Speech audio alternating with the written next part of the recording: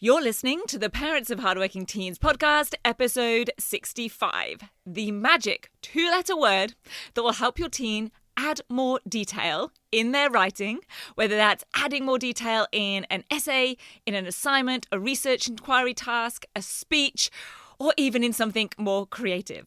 I'll tell you what that two-letter word is, how they can use it, plus I'll explain what add more detail really means and what teachers are actually after when they say it or write it on your teen's work.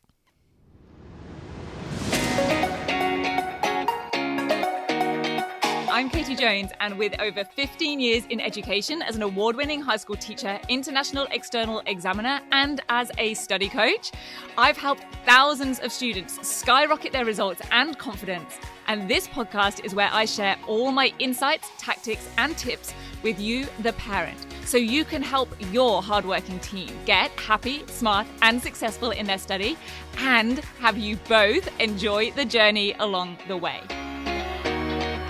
This is the Parents of Hardworking Teens podcast. Hey VIPs, how are you doing? I hope you've been getting some lovely spring weather right now, like I have been this past couple of weeks. It really does feel like the best time of year here in Queensland, and I absolutely love it. I love the sunshine and the warmth, and I have a few friends that are like, oh my goodness, what is the summer going to be like? Because it's already getting warm and beautiful, and I'm totally up for it. Bring on the heat. I probably won't be saying that in the middle of January, but right now, bring on the heat. And for me, having that sunshine really makes me want to make the most of it. I think it's the overhang of growing up in England where you had to make the most of it if there was a sunny day.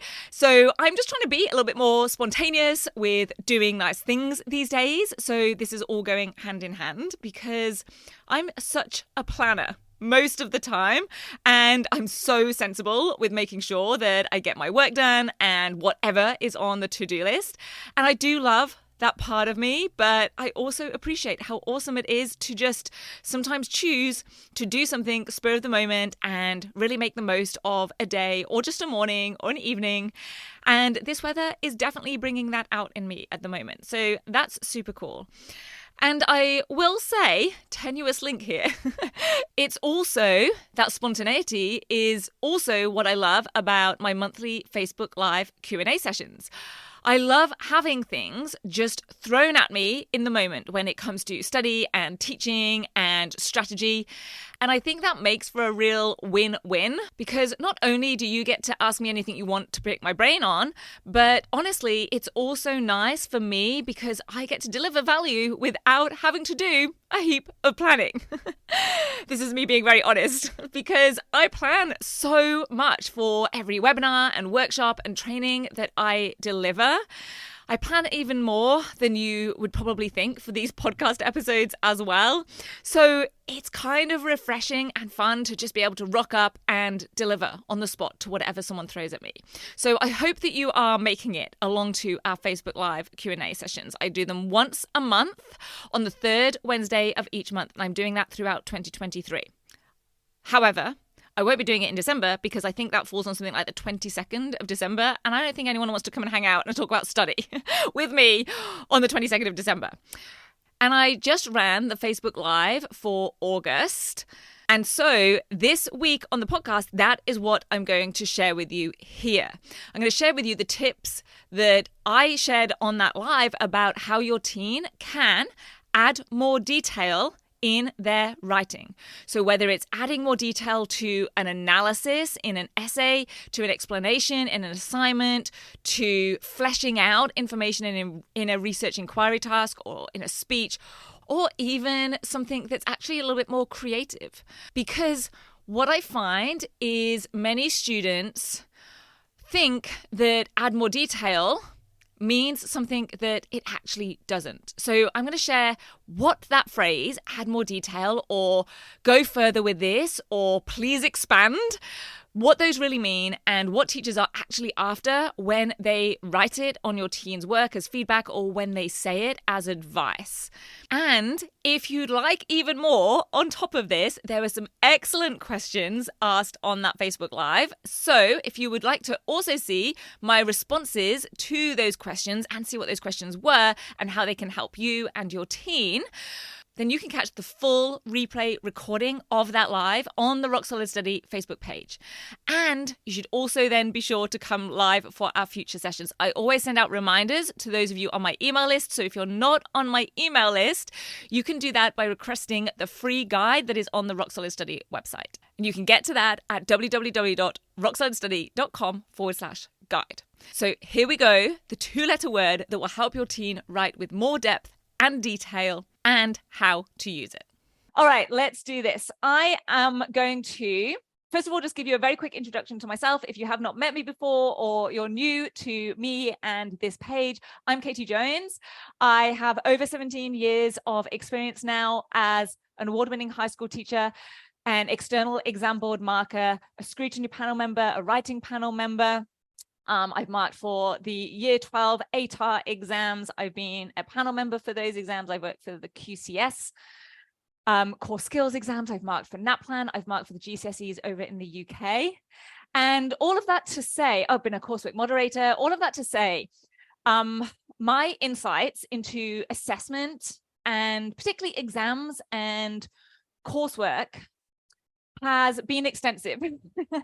And from the very first time that I got into it, I have been completely hooked in terms of seeing what goes on behind the scenes, what is really required from students, from your teens, in terms of being able to show their knowledge of their subjects, what gets marks, what doesn't, how to get them on the right and the best track, whether it's in an assignment, whether it's in a research inquiry task, whether it's on an extended response in an exam question, whether it's a 1 or 2 mark exam question, and how we can have them really performing to the best of their ability whilst reducing the stress, the confusion, the guesswork, and actually having them enjoy more of their education and get the grades that they are truly capable of, and that so many of them deserve because they see them working so hard. And that is why this evening I really want to talk to you about that phrase that we see written and shared verbally with so many students on their work, on their drafts, on their final submissions, and that is add more detail. Add more detail. And this shows up in lots of ways. Just type me a yes in the comments if you have ever had this happen for your teen, if they've ever had it as written feedback, whether it's on an exam paper, whether it's in an essay, whether it's in even a speech or multimodal.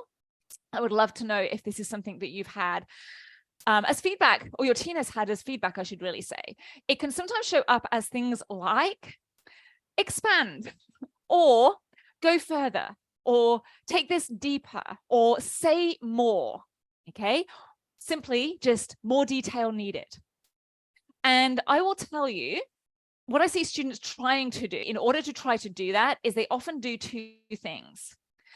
And this is quite a good explanation, I suppose, of what give more detail is not. Okay, so this is what it is not. Don't just come in and listen to this part and then leave me again. It is not about giving more information, more facts, more stats. It is not just tell me more stuff, okay? It is tell me more about the precise point, issue, or thing that you have just mentioned. Go deeper with it. I'm going to tell you exactly one way to do that in a very simple but very effective way in a second, okay? It is also not say this again in different ways. This is known as waffle repetition. Let me give you a bonus hint or bonus tip here. I often will say to students, especially on coaching calls, you can't get the same marks twice. Once you have ticked a criteria, it does not matter how many more times you kind of like retick that same thing, it doesn't get you more marks. So if they go around the houses kind of making the same point multiple times, it is not going to get them any more marks. It's just going to use up more of their time, more of their word count.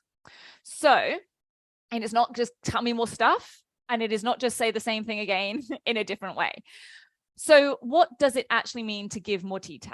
It does mean that they need to show a deeper or a further extent of their knowledge around the thing that they are currently discussing. I'll give you an example in a second.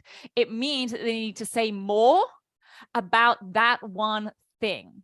So they do want to stay focused, but it's about like keeping narrow, but going deep. Okay. So I'm going to share with you a very simple but effective way that your team can do this, and a way that you can help them do this if you ever get that privilege. It is with a very simple 2-letter word. Hope you're ready. It is the word so. So is a trigger word. Okay, and I'll explain what I mean by trigger word. So is a trigger word for explaining. Okay, now, if we just think for a moment about Bloom's taxonomy, and if you've ever heard me talk about, you can go Google Bloom's taxonomy. If you've heard me talk about command words, or if you've just heard me talk in general about how we dissect and tackle and deal with different types of questions and tasks, we have these levels of commands. Okay, now just telling me more information, more facts, more stats, more stuff about the topic is just giving me descriptive or knowledge-based statements. It's the lowest level. Okay, even though it might be lots of things, it isn't giving me more detail. Detail means we need to level up through those commands. Very often, it's about giving more explanation. Okay, and that is what I'm going to focus on today. Now we've got explain, we've got apply, we've got analyze, we've got evaluate, we've got to create. Okay, but I'm going to just focus today just to keep things really clear and give you a very clear action step on the explain level. Okay, now if we use the word so, it means we are making a link and we are taking it one level, like we're going one level deeper, or we're going one level up our pyramid, one level up our commands. Okay, it means we are making a connection between two things. That is giving more detail. Okay, now I mentioned the word trigger word, or the term trigger word. Let me tell you right now, that is not a technical term. Don't go Googling it, but you can, but I don't think it's going to give you much useful stuff. A trigger word is something that I have come up with over the years as I have been marking that I have determined triggers a marker to move your teen up to the next descriptor or level of criteria on the mark scheme. Or it triggers them into saying, yes, they've done that. They have given detail, or they have explained. So I'm going to have to make sure I say this right. So is a trigger word for the explain command. There are lots and lots of different trigger words at all different levels. This is an example of one. A trigger word is something that immediately tells the marker, okay, this student is doing this. They are explaining, they are making a link, they are making a connection. That word so does that. Okay, let me give you another one just so you can see what where I'm going with this. Another trigger word would be, but it is not for explain, another trigger word would be whereas. That is a trigger word that shows a difference. If your teen is having to do a contrast between two things, if they use the word whereas, they are definitely showing a contrast. They're definitely showing a difference.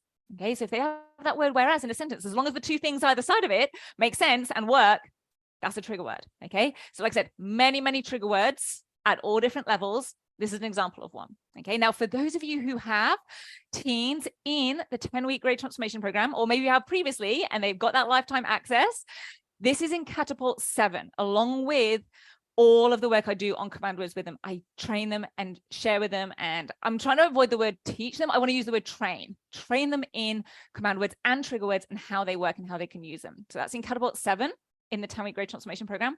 And for those of you with students currently in next level, or that have an active membership in the 10 weeks of their 10-week grade transformation program, they have access to the study vault.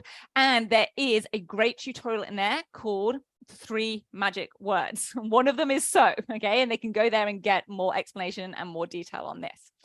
Now, how do we use the word so? Let me share with you what I would do with students in the classroom. I would simply ask them a lot continuously, so what? So if we were doing some feedback or having a discussion or having a bit of a Q&A about a topic, let's just say let's say we're doing a case study of an earthquake, okay? And we might be talking about, okay, well, like what happened, or what were some of the effects? And a student might say, okay, buildings collapsed. I'm like, yes, great. And then, of course, I just say, so what? And then maybe they continue, or maybe it goes to another student in the room, and when they're like, oh, so what? Okay, so maybe people's homes have collapsed, so they are made homeless. Excellent, brilliant. So what? So we need temporary accommodation set up. Brilliant. So what? Like, by doing that, can you see how they're going deeper and deeper and deeper and further and further and further? But they're not just telling me, they haven't started telling me what the earthquake was on the Richter scale. They haven't told me the location where it happened. They haven't had to tell me how many people were killed, although they might say people were killed because they were crushed in the collapsed buildings. But they are staying with that one thing and taking it further and making connections. In, like, as an example, we're actually going then from primary effects into secondary knock-on effects. So instantly, that's a way to add more detail and bring in more impacts, more relate, but they got to be related. We don't want something completely different. We want something related. Okay, so it's so what, so what, so what? And obviously I say that in a fun way with a smile on my face, not a like angry so what. So that's something that you can do. Now, if your teen is left to their own devices and they need to do this for themselves, here's the other way they use the so. And so they write a sentence, they make a point, they put in their statement, they say the thing they want to say. And instead of putting a full stop at the end of the sentence, they write and so, or they turn the full stop into the first part of the A and they write and so. And then they need to fill in the rest of that sentence. They write in the and so. And that forces them to think, okay, well, what does that lead to? And bonus tip, if they put it at the start of the sentence, maybe they've just written the sentence and they actually go back and put it at the start, and they then need to think, okay, well, what would have come before that that has then led to that, or has been the cause of that rather than an effect? That's another nice way to do it. So if they're like, okay, I cannot go any further with my and so's, is there something else they can put at the start? So again, we're making links, we're making connections. And the beautiful thing there is we can also possibly start to move up to the skill of synthesizing, where we're bringing lots of different things together and connecting them and threading them together and putting them into a logical linking structure. Okay, so I do that a lot as like my my move along sort of wording. It's kind of apt for today. We've got so what, something they can either ask themselves, or you can ask them, or a friend can ask them, and then do it for themselves. And so pop it at the end of the sentence. That's the easiest way. And then bonus option, pop it back at the start of the sentence and see if they can put something else before it. Okay. Let me know if that's helpful. I know it's so tiny. I know it's really tiny, but it can make a huge difference. If your teen has a statement and they suddenly just put an and so, and they follow it up with something else that totally works and is logical and makes sense and is accurate, that will take them from a description sentence up to an explain. It will show that they are giving detail rather than giving just lots more information. It will give them an opportunity to add more detail, whereas perhaps before they might have just been stuck on, how do I really do that? Or what's a way I could do that? I hope you find this helpful. I hope you and your teen can use it and get benefit from it. Remember, you can get the full replay with my visuals. I have cards that demonstrate some little ways to use this and the Q&A that followed it over on the Rock Solid Study Facebook page. Be sure to click like and follow so that you get reminders and notifications when we have our next Facebook Live. And if you know someone who might also find this helpful, you can either tag them in the comments there on that post or share this podcast with them. Have a brilliant rest of your day, and I'll see you back here next week and hopefully at my next Facebook Live next month as well.